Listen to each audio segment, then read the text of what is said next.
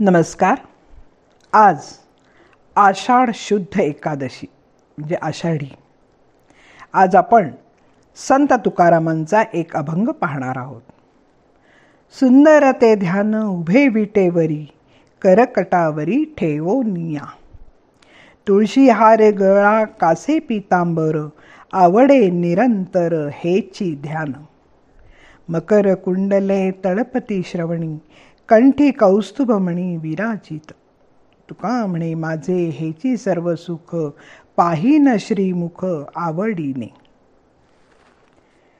संत तुकाराम महाराजांचा हा पहिलाच अभंग अतिशय प्रसिद्ध असून वारकरी लोक भजनाची सुरुवात या अभंगानेच करतात. वारकरी संप्रदाय हा सगुण साकार भक्तीचा पुरस्कार करणारा असून पंढरपूरचा विठ्ठल त्यांचा प्राणप्रिय देव आहे. या आवडत्या देवताचे रूपवर्णन अनेकांनी केलेले. भक्त नामदेवानंतर तुकाराम महाराजांनी या रूपाचा अभंग लिहून त्याचे ते सावळे परब्रह्म लोकांच्या समोर शब्दबद्ध करून ठेवले. तुकाराम महाराजांना आपल्या लाडक्या विठ्ठलाचे रूप पाहताना खूपच सुख होते. गुण आठवताना आनंद होतो. कर्तृत्व स्मरताना परमानंद मिळतो. श्री तुकाराम महाराजांनी विठ्ठलाच्या सुंदर ध्यानाचे वर्णन केले आहे. त्याला कारणही आहे. आपले मन भगवंताच्या पायाशी गुंतवून ठेवायला त्याचे सतत चिंतन करायचे असते. दृश्याचे चिंतन करायचे असते. त्यासाठी भगवंताच्या सुंदर सगुण रूपाचे चिंतन करायला हवे. शिवाय चिंतनाचा अभ्यास करण्यास भगवंताची सजीव सुंदर मूर्ती जर घेतली तर मन तिच्या ठिकाणी जडायला फारसे श्रम लागणार नाहीत.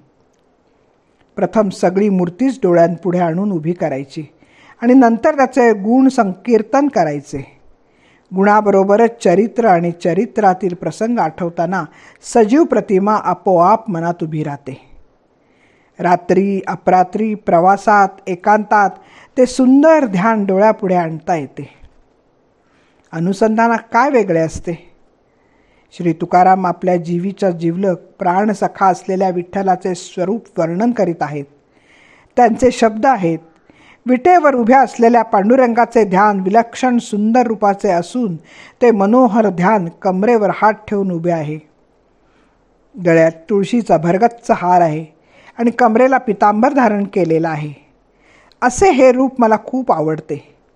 माशांसारखी दिसणारी कुंडले त्याच्या कानात झळकत आहेत आणि गळ्यात कौस्तुभमणी लक्ष वेधून घेत आहे.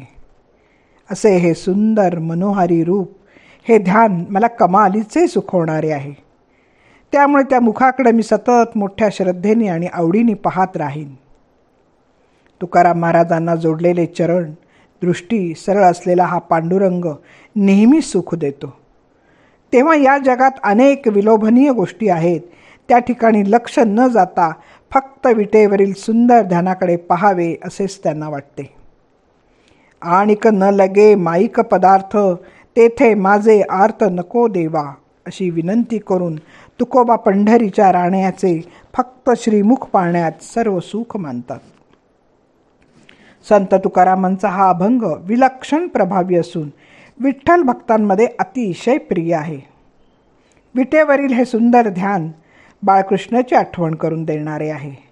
अत्यंत लोभस रूप, प्रेमळ, लाघवी आणि लढीवाळ बाळलीला करणारा श्रीकृष्ण अथवा हा विठ्ठल विष्णूचा अवतार असल्याचे तुकोबा जाणतात. म्हणूनच ते पितांबर कसलेल्या तुळशीच्या हाराबरोबरच कौस्तुभमणी धारण करणारा आणि मकर कुंडले ज्याच्या कानी तळपत आहेत असा जणू विष्णूच वर्णन करत आहेत असे वाटते. कमरेवर हात ठेवून विटेवर उभा असलेले हे त्याचे नित्याचे आवडीचे विठ्ठल वर्णन आहे. एकूण तुकोबांनी विठ्ठलाचे चित्र वेधक शब्दाने काढून आपल्या समोर उभे केले आहे. मुळातच तुकारामांना गोड रूपाचे विठ्ठल दैवत खूप आवडते. त्यांच्या नामात राहायलाही त्यांना खूप आवडते. नामदेव महाराज म्हणतात, चंद्रबिंबाची कुरवंडी ओवाळू श्रीमुखावरी, मदन हा जिव्हारी लाजिन्नला. धन्यवाद. मी वाचक सौभाग्यवती पल्लवी कुलकर्णी. नमस्कार.